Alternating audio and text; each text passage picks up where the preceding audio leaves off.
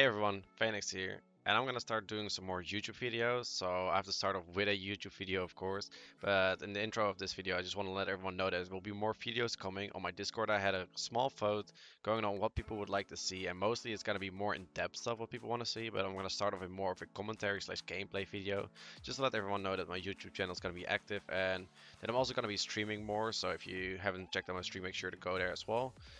For this video, I'm mostly going to be playing Grohk. I got two Grohk gameplay videos for you guys going. I wanted to go over the abilities real quick and show you guys the loadout that I was using for these two games, so you guys have an idea of what my thought process was and why I was using this. So first of all, like Grohk's left click is just a lightning beam. It's mostly based on tracking. It does tick damage every 0.1 second, but the longer you're on the same target, it does more damage. This was added recently, and it's in its base kit on his left click, which is very good. It allows Grohk to melt down on a single target if he is able to battle that target for a longer period of time. His second ability is a Shock Pulse, which is a projectile that bounces between enemies, and it does 150 damage each time. This is really good, especially with a lot of deployables like Ying clones or barrack turrets coming in the game, or even in the Nara Warder's Field. It all bounces off that, so it's a really good ability to just get some poke in, but it doesn't apply cauterize, which is a big disadvantage because it gives the enemy healer also a lot of ult charge. Then the next ability is Ghost Walk, where you just become untargetable. People can still see you, but you're kind of invisible, quote unquote, and you gain movement speed and you remove all debuffs on you. Now, what this exactly does is it gives you also removability of the cauterize on you, which allows yourself to get healed in your own totem, which is his next ability, the healing totem. It deploys a 1000 health totem up to 100 feet away. This is also recently new that you can deploy the totem on distance. This wasn't there before, but right now it's in the game. It's actually very good because it allows you to place the totem where you want to go, or for your teammates that are further away. It heals for 420 health every second and lasts 6 seconds. Now, I'm not going to be focused on the healing totem this much these two games. For this video, we're going to focus on the Maelstrom. I'll get to that later. And his ultimate is Tempest. Now, the recent change to this ultimate is that it actually can fly, like Grohk can actually fly now. Which is very good, because before it was very predictable where he was going, excuse me. And this way you have more possibilities with Grohk. You can take the high ground with it, for example, because it's a very fast charging ult. But it also heals allies for 500 health every 0.5 seconds, which is like every tick. And then to damage and slows the enemies for 200 damage. Now, the slow is pretty significant, and it also gives movement speed to your allies, meaning you speed your allies, you slow the enemies, therefore you allow your team to catch up to enemies getting away, or you allow your team to disengage faster. Now for the legendaries or talents, they are called now. The one that we are going to be focusing on is the first one is Maelstrom. Basically, it just gives you more shock pulses by hitting your left click. Rave is a very weird one. I think it's one of the first ones you get. But what it does is actually, instead of like when you're supposed to die, you take lethal damage. It puts you into Ghost Walk. Now there's a lot of cards that you can put into Ghost Walk to make this valuable, but it has a minute cooldown, which kind of makes it It doesn't make it that good. And it's very punishable by, for example, cripple. Like you get forced into it, stuff like that. Now, Spirit's Domain is basically makes him kind of more support, but it's also single target healing, and it puts yourself in combat when you use it, so it's not that great after all. I wouldn't recommend using it too much, but it can be used as a solo heal Grohk. And then Totemic Ward is the better version of solo heal Grohk in my opinion, because it gives the allies CC immunity, but also it heals more on the totem. Now your team can group onto it, or you can increase the range, increase healing, increase duration. There's so many things on the totem you can do with it. That's why I think that's the better way if you want to go for the healing Grohk. But for this video, we're gonna go for the Maelstrom. Let's get into the games. So in intro, I kind of forgot to go over the loadout, but we can check it here in game. I'm going for Lightning Rod 4, Arc Lightning Rod 3, Thunderstruck 2, Phantom 4, and Astral Traveler 2.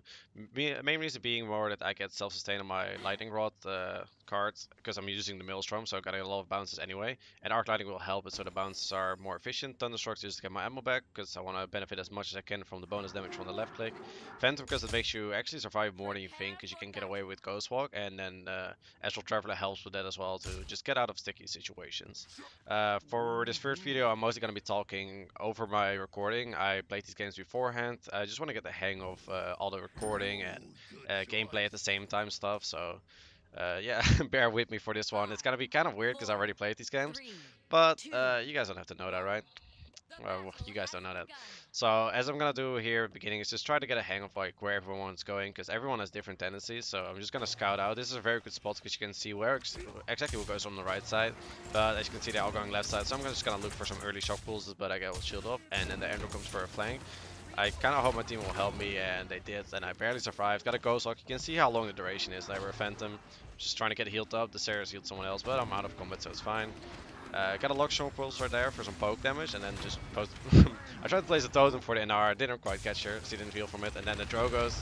Like right here, there's not a lot of value on shock pulses, but you can just gain on the left click bonus damage by shooting the same targets, which is exactly what I did. And Vivian is another annoying one because of the fact that she can shield most of your damage. So you just want to burn through that shield as fast as you can because it allows you to have more shock pulses, and again, that's where you benefit from. If you start hitting some. Now, if you get low, you can just Ghost Walk, and as you can see right now, our Sarah's got killed on point, and I just had to let my team know that there was someone on point. Waiting for my healing totem, just heal up, and then go for the Android together. Again, miss my shock pulses, you know, early on, a bit of a struggle, and again, I got my Ghost Walk back. Just look for Sarah's to heal me up, as he's gonna heal someone else. Again, it's fine, I can heal out of combat, I have my totem. And we kept the first point in the end. But what we didn't do is look at the right side at all, so we let the Endro pass for free. And now, since the shield is down from Barrack, you can get a lot of shock pulses going on. So like, as soon as the shield is down, you want to be a bit more aggressive, because you can use the Stirrers, you can use even Vivian's sensor drone as a bounce. So you can get a lot of bounces going. Right now there's no one really getting anything from it, but there you get some. Right now I hear that Endro behind me, I'm just trying to help a little bit. Endro gets out. And now this is the cool part what you can do with Grohk. You can just immediately fly up, take the high ground, and then help your teammate. Yes, it will heal them from a lot, but it also speeds them up and it slows down the Barrack right here. And the Dumbo ult didn't quite catch us, because we still have CC immunity from the Khan heal. And now you just get a free shock pulses, because there's nothing really stopping you from doing this. Drogus is to spawn, and then there's Ender behind. Get a casual triple kill, because, like I said, there's not much they can really do if you're in a situation like this. Grohk can be very free and is very snowballing in casual games, so if you are looking to snowball a little bit in your own casual games, I can recommend Grohk for sure. Because he has the self-sustain, and he has the damage, and he has the mobility with his ultimate now, and his Ghost Walk. Right here, I take a big punch damage. Yes, the Five Fists does a lot of damage. I didn't quite Ghost Walk in time and I got killed for it. Probably didn't get the push, but I was able to buy Cauterize too, which neglects the healing from Dama a little bit better. Just gonna try to get a regroup going. Our pushes are pretty easy with our comps, since we have a Khan ult. We can always just grab one. Oh, you get low pretty fast. Just go into Ghost Walk again. Like, this is why Phantom is so good, because it allows you, Phantom plus Astral Traveler I should say, because it allows you to get around corners and really far away from enemies pretty easily. As you can see, just again charging my ult really fast, looking for bounces. Now this is a fun fact about Vivian, like I said, the sensor drones, like you can bounce between them. Here I'm just looking at the third for a free bounce, gets destroyed though. And now I'm starting to get some bounces going, which basically means that I'm not gonna run out of ammo anytime soon. I did get combustible in, so I just ulted for safety basically, and now I had to cancel it, Ghost Walk it, because otherwise Ender was gonna kill me. Barely survives. Again, doesn't get a heal from Ceres, but the NR needs it more right now. I can sustain on my own, just wait for my totem, heal out of combat. Doesn't really matter. And they kind of just forgot to touch, I guess, because they had 4 up still, they just didn't want to go for it. So that's an early push. Not much really happened there overall. Looking back at it, I missed a lot of shock pulls at the beginning, so I need to find a different angle. For my ult usage, it's kind of not what I wanted on the second one. The first one was good because I got to the high ground to help Con. The second one was a bit less effective. It was mostly me getting caught by a combustible, but I had to cancel it and just Ghost Walk to survive. This is something a lot of Grohk players don't do when they ult, is they continue to run out the whole ult. You can just cancel it by pressing your ult button again, and you can Ghost Walk and get out of any form of Cauterize or whatever, and just be safe again. Another trick with Ghost Walk is that if you're running this loadout with Lightning Rods, you can right click and then Ghost Walk to get out of Cauterize, and you'll still get the healing from your right click. Barrack is pressuring me. As you can see, I was going for a different angle here, but I just got collapsed on. Didn't expect the damage here coming out. Vivian, I guess, must have clipped me pretty hard here. Yes, he did. She kind of melted me pretty heavily right here. But we still have a good position going. My team got 2 picks. I don't know how. I guess they're just nutty players. Feels good to sometimes be cared, you know. Now I come back into a completely free point. Basically, I have full control already, so I can just run through my mount, get ready for the zone. Andro gets ulted. basically just take the kill to secure it. Could have just let Calm do whatever you want with it, but. And now I saw like everyone go on the left side. This means like, again, I'm gonna melt the Vivian shield, and I get a lot of free shock pulse damage right here. Drogoz goes down as well. Didn't quite get the kills, but I did a lot of damage. And they're pushing me. Now I Ghost Walk because last time he punched me for 1400 damage, and I didn't want to happen that again. And also he has the reset cards. I think it's called Abyssal Touch, which gives him the dash back on his punches, which is something you don't want to give for free. So if you can Ghost Walk it, yeah, there, just die.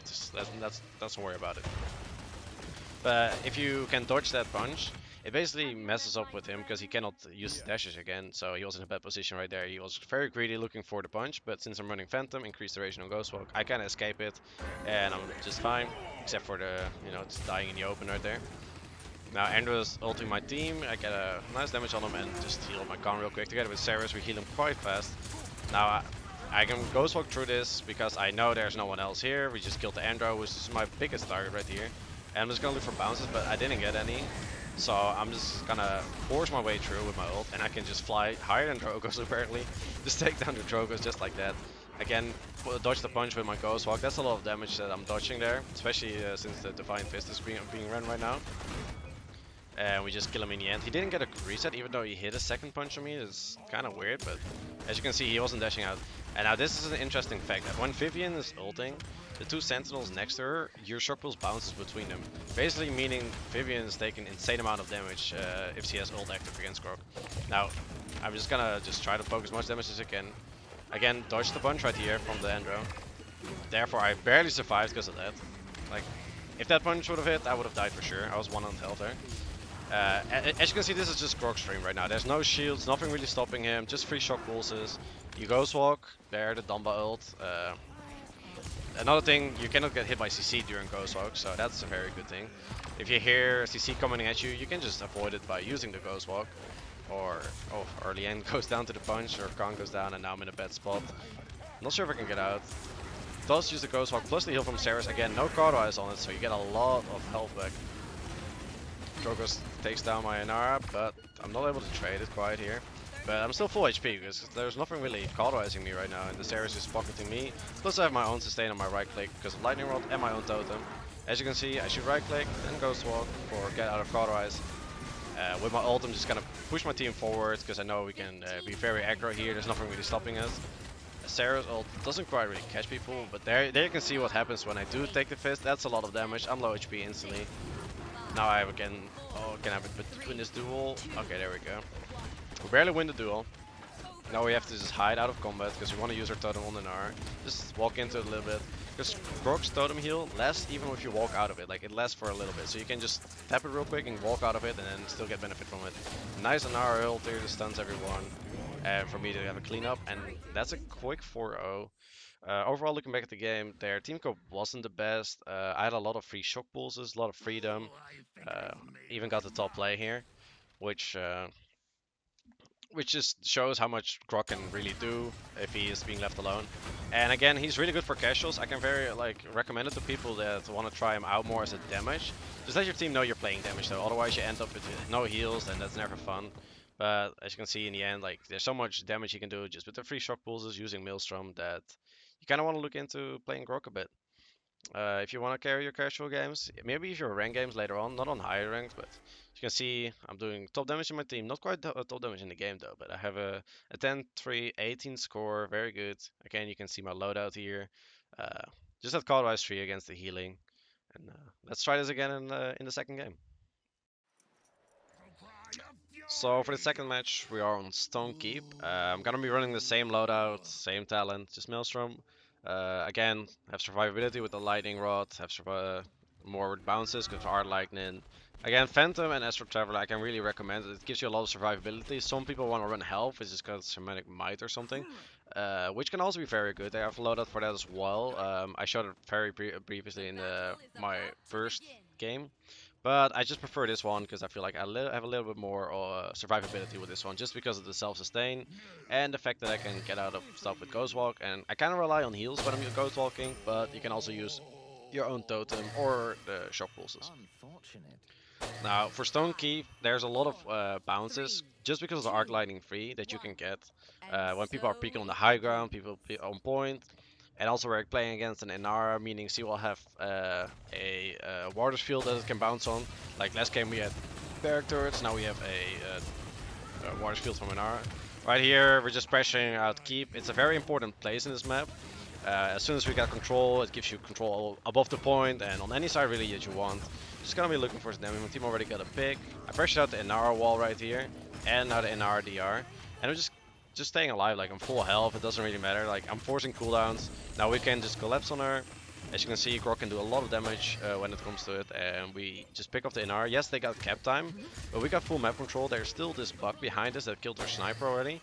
Our bug jumps it.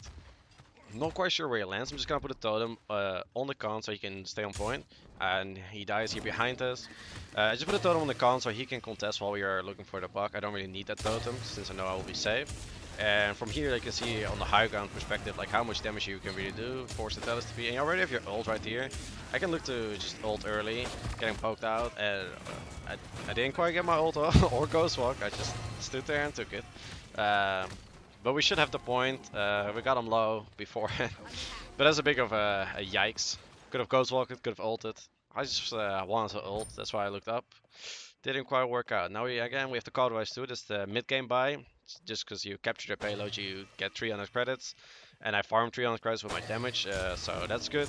Gives me card-wise too very early on. I still have my ult because I didn't use it in the end. And as you can see, I'm using the water field right now for bounces. Pressuring out a lot of them. Pressuring out the Talis even. He is forced to TP back. Talis still in the middle though, not having TP up. It's 1 HP. Finish him off right now. Again, there's a water field for me to bounce up. I'm gonna use my ulti to get to the high ground, help out the bug. Plus the high ground position is very good. Spot the Dumbo lower middle. Tries to ult me, doesn't quite go off. I told him on the sniper, but he still dies.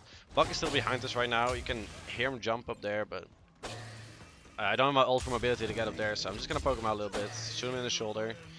My buck is fighting him, and we do end up getting at the buck, which is a good stagger right now, knowing our sniper died. Again, the Talis TP is being forced down. Khan ult is here. Oh, Khan is getting melted, so you have to keep him alive with your totem right there. He gets a free kill on the NR. I was shooting the NR for a little kill steal there, but in the end I decided he deserved it. Also very well outplayed, Kappa. And they dive me hard. I dive for it, but we do get the push. That's a bad decision by them, but in the end we get the push for it. This is a very good distraction, I guess, by them diving me. But that's a 2-0 for us. I do get Morale boost right now because Grohk ult charges really, really fast. So Morale boost only makes it faster. And on this map where there's a lot of high ground that you can benefit from, it's not bad to get it just because of the fact that you can just spam your ults, push the high ground, take control of the high ground, like the important side of this map. And then you have, again, the overview that we had last round, meaning you'll have a lot of damage you can do. So Morale boost is not a bad decision on Grohk at all. Nimble is also very good if you're looking for utility cards. Otherwise, just get Haven or Blast Shield just to stay alive. Now, again, I don't have my ult, but I am gonna charge it fast. Just gonna look for keep control again. Or the Talis is ulting someone in the back. I'm just decided to ignore it. He does get a kill before he TPs out. That's a bad decision. I get wall. Can't really push it, but he plays down a water field, meaning I get 3 bounces right here. So this is just a free farm for me, so he cannot kill me at all. I have totem, I have self-sustain. He dies, Talis running into me, I go so cool, or Dumba whips his ult right there, that's a bit of a shame. But it happens to the best of us, let's be real. Gotta pressure out point right now, because the NR is still down. Use my ult to go through the ult from the Dumba right here, because your ult gives CC immunity. So you can abuse that, and there we go. Got 2 kills from that, nice 2 staggers. We still have to cap though. I spot the buck over here, try to battle him. Just Ghost Walk in my totem, heal the full. Dodge his jump, since it's bounce house buck. He's very low, and we do end up finishing him off. And now we're just getting shock pulses, dismounts on everyone. It's already gonna be really hard for them to dodge. Guess he's 1 HP. Trying to get bounces on Dumba here to finish off. Together, Dumba just slithers into me, finish Dumba off. And Nara gets killed on the point. And that's basically just a free point right there where they did try to pressure me. We even lost one early, but oh, the buck is still on me here. And oh my god. I got saved by those tricks, I think. Jesus, I would have died there. But as you can see, Inara was trying to pressure me, but he's not strong enough alone to kill me, especially when he plays down water field, because it just gives me 3 bounces. It doesn't do enough damage for her to be willing to put that in front of my face. Now it's just holding them kind of in this spawn so we can free push, and they're trying to push on the left side here together, which gives me a lot of free bounces. Ghost Walk the bounce house. I think I got stunned. Didn't really need to Ghost Walk it, but I just did preemptively. Missed a big short pulse here. That would have actually probably been a kill on Cassie right there if I did it. Oh, missed another big one. Missing a lot of big choke pulls right now. Dumba's 1 HP, gets killed with a bounce. No, doesn't get killed. Oh, then time to just finish it off. This is where you want to make a lot of random movements when you're in Grohk in the open, because you don't want to get shot. You don't want to be in a linear line just flying. You just want to make a lot of circles and just try to be distracting and hopefully dodge a few shots. Now this is a very good spot for Grohk because it bounces literally from anyone that wants to go out of spawn. I do get bounced to the side and just goes for God. Again, you can see Phantom Astral Traveler just keeps me alive right here. Very, very good combo of cards. I can definitely recommend it over extra health. Just looking for some oh, Dama, nice heals. And I'm back to full because of Ghost Walk. Dama is just pocketing me really hard right now. This is great. I get a lot of freedom right now. Just gotta look for the NR. A little bit of farm on her. Farm that damage. This is the first time I think I ever reloaded on Grohk, but it's fine, you know. Don't want to overcharge yourself too much. Ghostwalk the bounce house, even though he didn't go for me. It's just preemptively get a Dumba stun on me, but there's no one really left to contest. And that's a very quick second game. Video might be shorter than I thought because of that. That's a bit unfortunate. But again, looking at the Grohk, like you want to take important positions, like the upper keep, for example, or the high ground whenever you can with his ultimate. Don't be afraid to get morale boost if you think you are doing pretty well and you can use that ult to get in certain positions.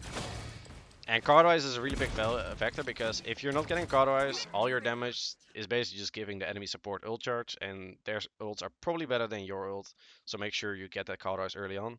Let's take a quick look at the stats here. As you can see, it was a very short game, but we didn't end up doing quite a lot of damage. Still got 11 kills. Again, going through the lows real quick. So this was my first video. I would like to have feedback and questions even in the comments below or even on my Discord, and I'll make sure next video will be better and I'll commentate live on my gameplay. I want to thank you all for watching and hopefully see you next video.